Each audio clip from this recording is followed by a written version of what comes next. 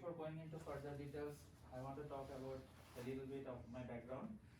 I completed my bachelor degree from Dhaka, Bangladesh from BRAC University in April 2016, and then from March 2017 until date, I am continuing my master's leading PhD into University of Ulsan under the supervision of my professor. So this is some graduation requirement. So on the last 9 semester, I managed to publish 9 SCIE index paper as the first author, and rest other statistics are here. And this is the outline of today's thesis. So first, I will talk about the motivation and objective. Then I will talk about the dataset description. In chapter 3, 4, and 5, I'll talk about the methodology which I proposed for bearing fault diagnosis. And chapter 6, the summary of the contribution and future directions. And at last, I will talk about the summary of my publications. So first, motivation and objectives. What is the importance of bearing fault diagnosis? As we all know, energy plays a very important role in our life. And the source of energy are fossil fuel. So coal, gas, oil, these are the sources. And the industries are using all of these things. And that's why carbon dioxide emission rate is very high. It is creating greenhouse effect. And among the industry, heavy industries consumes 50% of the energy. And among this industry, the component motor is reliable for 80% of electricity consumption. So we are somehow responsible to tackle this issue. So the approach is we'll diagnose the motor fault. So the motor fault are two types actually, mechanical and electrical. So 79% of this fault occurrence happening for mechanical and electrical, rest 21%. And among the 79%, 69% are responsible for bearing fault diagnosis and 10% are others. Also, for bearing fault diagnosis, vibration, acoustic emission, and motor current based analysis are very popular. However, in my approach, I am considering vibration analysis for bearing fault diagnosis.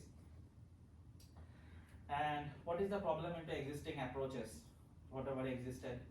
So this is a bearing, and as we know, from while we collect the data, whatever vibration or other type of signals from the bearing, we know if the operating condition changes, then actually this signal also changes. Suppose we create artificial fault A, and the speed condition change, speed X and speed Y. That time actually two signal also change, though all are from the similar type of fault. That's why the feature space are different. So what is the problem here is we cannot propose a generalized solution. So this is an important part here to find out some signal processing or some kind of technique that can create an invariant scenario in these type of cases. As the feature space are not similar, then the problem is if we extract the features, those spaces are very much messy. As we look here, there is no distinction. So this is also a problem. And thirdly, we pass these features usually into machine learning classifier. The problem into those classifier is actually it is kind of black box. So if we pass feature A or feature B, we are not sure actually which feature are responsible for the outcome. So this is also a problem we need to know to create a robust solution. So these 3 points I will focus for today's defense presentation. So as I told, the objective is find out a data processing method in such a way that the feature space becomes very nearby. So heterogeneous feature space becomes homogeneous feature space, and then we have two paths. When we create the similar type of feature space by signal processing, we can create some visual pattern. Then we can go to the deep learning based approach. Other one is from those similar patterns or signals we can extract features in a meaningful way, and then we go to the machine learning based classifier, and then we can try to find out the explainability. So if new feature space comes in future, we can debug the whole system back again rather than training from very scratch, and that's the goal. So dataset description. For all that methodology, I am using two datasets. One is the public dataset, the case western reserve university bearing dataset, and from here I am using drive-in bearing data. 12 kHz is the sampling frequency, and 4 types of health condition. And the crack size I consider constant. However, as the objective was, speed will be varied, so here the speed will be changed. So 3 types of data are here. And for all the tests, I will use tenfold cross validation. From self-design testbed as well, I am considering shaft and the drive-in data, and 65,536 Hz is the sampling frequency. And similarly, 4 types of health condition I am considering, and speed condition changing, crack size constant. Tenfold cross validation will be considered for all the tests. So now I am moving for the first proposed method, condition monitoring or bearing using fast, discrete, orthogonal Stockwell transformation coefficient and genetic algorithm. So the proposed approach, if we see, after collecting the vibration signal, we applied a signal processing technique, and that is giving us a 2D pattern. And after that, we are extracting the features from that pattern and selecting the best features by genetic algorithm and passing to the k-nearest neighbor algorithm. I considered very simple algorithm here because the feature processing part, I want to make sure this is very distinguished, and that is why the simple classifier should perform better. If we need necessary, then we can change it later on. But in this chapter, the main contribution is to create the invariant scenario by the signal processing technique. So let's go into the details. So how is the signal processing technique works? First, we pass the input signal, and then we apply the fast Fourier transform. After that, by the basic dyadic tree structure, we split the bandwidth. And after splitting the bandwidth, we kept intact the lowest frequency, but the highest frequency resolutions we considered, and we did the inverse Fourier transform to get back to the time domain. However, as this inverse Fourier transformation will give us, because asymmetry in nature, a output coefficient which will be complex in nature. So S equal to A into E. E has the phase angle information as well, and time frequency information as well we have into A.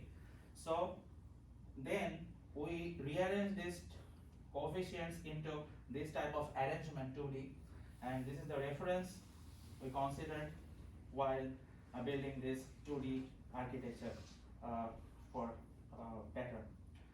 And I already explained the necessity for going from time domain to frequency domain, because the spectral source separation, particular frequency band we are focusing on every time, and as well as we know simulating sine waves has the orthogonal properties. That is why it is called fast discrete orthogonal Stockwell transformation. And for that reason, it has 3 main advantages. It has better immunity to ample noise, it is free from mother wavelet selection, and it can obtain good resolution from the signals both at low and high frequency. So from it, we will extract the statistical features, that pattern I mean to say. So 5 features we are considering: mean, standard deviation, kurtosis, skewness, and RMS. So let's see how we can calculate the features. First, we'll go column wise. First column we calculate the first feature, second column we calculate the first feature, and then last column till the last column we calculate all the 5 features. Then as well as similar thing applicable to the rows. Then from each rows we will take the 5 maximum features, and as well as for each column we will consider the 5 maximum features. So time frequency plane we get 10, and phase angle plane 2D structure we got 10. So we will have 20 features in total. And then the genetic algorithm, the evolutionary selection based algorithm will apply to get the best feature set for the classifier, and then we'll go to the k nearest neighbor for the classification part. So the question is, in the k nearest neighborhood classifier, the main challenge is how can we select the optimal number of k. So the base theory is the total number of square root of the total number of sample is the k optimal value. So we'll do a grid search approach to find out the best number of k, and we said as the odd numbers 1, 3, 5, 7 till optimal value k, thus the tiebreaker becomes easy. So now let's go to the experimental result analysis. So this is the case western data and our own lab data. These two will use, and for accuracy measurement we'll use accuracy score and confusion matrix, and by this equation we'll calculate the accuracy score. And this is the data arrangement for this test, and data set will be balanced because to create the ideal scenario. And let's see how our pre-processing step, F-dot coefficient-based patterns, comes for each health type. This is dataset 1, this is dataset 2, this is dataset 3.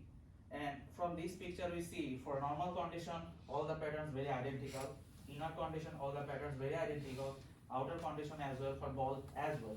So our goal is fulfilled in this part visually. So let's see how it performs. So in the experimental result analysis, we see for case western data, all the cases we got 100% accuracy. So UFP means the features genetic algorithm picked up, but the thing we see for every data set, the number of features it is picking, it varies. So how many features picked by genetic algorithm? First case 10, then 6. So to build a single model, what I mean to say single model is if I want to build only one model, from all the data I need to extract only these 5 features. And then we train the model and test with the rest of the data. So this is the single or final model. And here the training case is when we train the network with dataset 1, test with the dataset 2 and 3, and rest other case vice versa. Every time we get 100% accuracy. And this is the comparison part. We considered no signal processing and some time domain features with Laplacian feature selectors, genetic programming based approach, and no signal processing and local binary pattern based approach with artificial neural network. Our method actually performs at least 0.2% better than these. So for the second test, this is the data arrangement we considered, balanced data set again, and these are the patterns. Here also same reflection we saw like the previous one. However, previous case the patterns were very distinctive than this one. This one is also distinctive, however not that much because of the sampling frequency. So here at least we achieve 96.1% classification accuracy. And this is the GA based feature, how many features are picked by GA, same. And to build a single model, this common feature attribute we need to extract. And in this case, at least 97.0% accuracy we achieve for our single model. So this is the end of the first proposed method. Second proposed method, we'll talk about an explainable artificial intelligence based approach for condition monitoring of BRAC. So the thing is, what was the problem into the previous proposed method? We successfully established the invariant scenario. However, when we applied the genetic algorithm, 2 problems were there. One, why genetic algorithm is giving such type of features, we cannot backtrack those. It is coming from evolution through optimization. So if it says, suppose feature 1, it is picking up after some generations, we cannot trace back and go to the root to identify why it picked it. Other problem was after picking up all those features might have collinearity inside of them. So multicollinearity is a problem because it might affect the performance of the classifier. So that is why these 2 issues should be tackled into the classifier, into the feature selector part. And the second problem is the same thing, it is a black box. So if we pass feature 1 to the classifier, it is giving us 100% accuracy. We give feature 1, 2, 3. We don't know which feature actually my KNN is considering best, feature 1 or feature 2 or feature 3. I as a human telling, okay, feature 1, take it. It is the most important, but what it think we don't know. We need to debug it. So here we actually proposed after the pre-processing part and the statistical feature pool part, we introduced a feature selector named Boruta. It is actually a wrapper-based feature approach. And after that, we proposed a feature filtering approach as well to remove the multicollinearity from the data, and then pass to the KNN classifier and using the game theory-based Shapley explanations to understand really those features are performing according to our guess or according to our feature selector algorithm ranking or not, to build a single model. So this is the contribution of this portion. So let's talk about Boruta. So Boruta is a wrapper-based feature selector. So the mechanism is very simple. We pass set of all the features every time into the wrapper. It creates some subset of those feature sets and pass to the learning algorithm. it will learn, check the performance, and very simply it will give us, okay, this is the best feature set performing best, take this and perform the classifier. But for learning algorithm, it should be very simple, such as decision tree or random forest. Another reason for picking up this algorithm, random forest decision tree, because we want to justify why one feature is performing good or bad. We want to go to the tree structure and want to see if we need to see. Okay, however, Boruta is little bit different. From set of all the features, always in our random case, we generate a feature subset. However, Boruta is little bit different. Wow, how it shuffles the original features attributes. Actually, if I have A, B, C, D 5 features and it has a lot of attributes, then it shuffles up and randomizes all those attributes and add those attributes to the original feature set. Thus, more randomness added to the generated subset. So how it works, let's see. Original features F1, F2, F3, F4. Then we duplicate those features and then we shuffle up those values. And then we extended those features like two now glued together called extended information system. Then from the original feature set by the decision random tree, random forest structure, we calculate the Z score. And for the shadow features we are calling it, we calculate the Z score as well. And from the shadow feature attributes, we see which is the highest value of the Z score over there. And now we are comparing the calculated Z score of the original features with that. If those scores beat the shadow ones, then we are considering that. That is why we have two things here.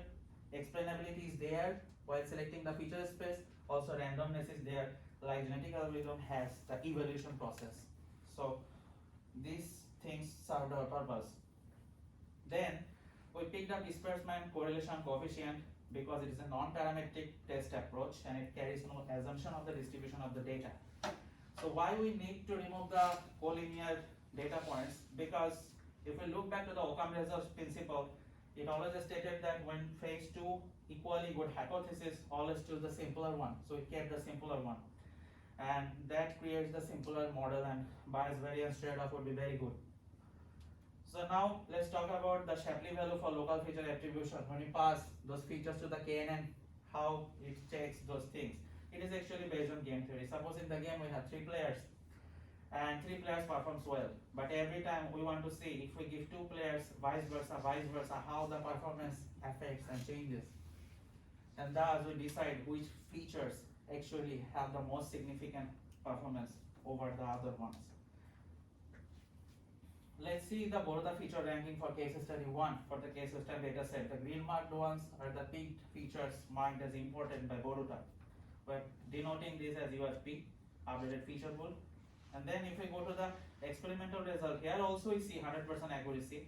UFP is selected features from Boruta by correlation coefficient. We updated the feature pool and then common feature attributes, these 4 we got to build a single model. According to our previous method, proposed one, these 4 features should be extracted from the data, pre-processed data, and we can build the final model. However, are they really the 4 features we need to extract and how they perform we need to see, because if we want to introduce the debuggability into the model. So let's see. We pass the SRCC features to the KNN and then we try to understand how the feature ranking based on the Shapley value. So for dataset 1, 14, 16 gives very the highest feature ranking. For KNN thinks these 2 are most important. For dataset 2, 14, 16 are the 3rd and 4th, but first one is F1, F2. For dataset 3, first 2 are F1, F2 and then 14, 16. However, for dataset 1, we see F1, F2 does not exist. So now, if we want to build a model, robust one, if we just take 14, 16, that means instead of the 4 features, if we extract only these 2 features from the data to build a single model, this should perform well. So yes, we did that, and for the single model, we got the 100% accuracy for the case western data set. And for the comparison analysis, so here, okay, for the other methods, it performs better. For our previous approach, it does not perform better. 100% was accuracy, this time also 100%. However, 2 things are here additional. It has the explainability, it has the debuggability. these two give us the power to justify to extract only the two features and makes our life easier. And for the case study 2 as well, these are the 98.1% accuracy at least we got, and from the Shapley explanation we saw the same thing. Here feature 15 and 13 are performing the best for all the data sets. So these two will be the validated features, and if we extract make a single model for these data sets, we are getting at least 98.5% accuracy for all the cases. So those are the ending for that method. Now if we move to a transfer learning based approach for conditional measuring of bearing by using a F-dose coefficient based vibration imaging, first we need to understand what was the problem for the previous method, or what was the issue for the previous method, so it pushes us to go for the deep learning based approach. First thing is, the past model was very time consuming. Actually every time we need to check. It has explainability, but it was not faster. Another thing is, we need to go through the extraction classification process. Deep learning can make our life easier for this thing. As well as if the data set increases into real industry, this is the chart. Actually most machine learning algorithm performs in the middle, and deep learning can perform here very better if we have large number of data. And we have that option actually, because on the third chapter we told about the pre-processing step and gives us the pattern. So we can utilize that pattern as an image and pass to the deep learning classifier as a grayscale image, and utilize the transfer learning mechanism to make the performance faster. So we exactly did the same thing. So this pre-processing method gives us this feature space becomes similar. So now from fault A, it offers speed X or speed Y, whatever, the images looks very much identical. So that is how the twist came. And from the apart from the traditional machine learning, we can go to the transfer learning. We can save the knowledge, and then we can pass to the target task, make it be faster, and this actually helps us to get a faster performance and better result. So the CNN architecture I proposed based on the Lenet 5 architecture, because we don't have that much data here in this study. That is why simple architecture should perform okay. And this is the CNN architecture in details. So till the bottleneck layer, I have considered for the weights to transfer, and for the optimizer I have chosen the Adam optimizer, because with the MNIST multi-layer neural network we saw Adam optimizer performs very better, so we considered this. And let's go to the experimental result analysis. So for case western data and the lab data we'll do both, and this time we calculate F1 score, accuracy score, loss function, and bottleneck layer feature visualization. So let's see the data arrangement. Source task, only dataset 1, suppose we train the model with 90% data. For target task, when we go to the dataset 2, we will test the data or train the data only with 15%, then use those weights to make it faster. We will not train from scratch like the previous models. And also balance dataset. So let's revisit the patterns. Patterns were identical. And here we see the source and target task, the accuracy score comes 100% for case western. All the cases it comes 100%. However, it is faster. So before going to the performance, I will show about like the training and validation curve, as well as the bottleneck layer feature separation. It very much separated in a nicer way. The t-stochastic neighborhood compressed feature points. And if we see for the dataset 1 and 2 for experiment 3, suppose we run the model till 3000 epoch without transfer learning, it reaches till 90% of the performance. However, when we use the transfer learning past those weights, because those are the homogeneous features we created, the performance boosted up on around 400 epochs till like that, it went till 100% accuracy. So that means the performance gap was huge and it jumps very faster. So transfer learning actually help us, and this indicates our homogeneous feature space also work very well. And we also compared this thing with several methods, wavelet based pre-processing, and then our CNN transfer learning, then fast Fourier transform based pre-processing, and then CNN transfer learning, and raw signal and CNN transfer learning. Every cases we got better performances, and at least 2.8% performance boost we got. For case study 2, this is the data arrangement, and same thing, train 15%, balanced data set. These are the patterns, and this time we got 100% accuracy for our data set because it is extracting the features automatically. And now let's go for the concluding remarks. So what is the assessment? So complexity and accuracy, criticality and explainability, this is also a fact of debate because sometimes we need explainability for our case, sometimes we need faster performance.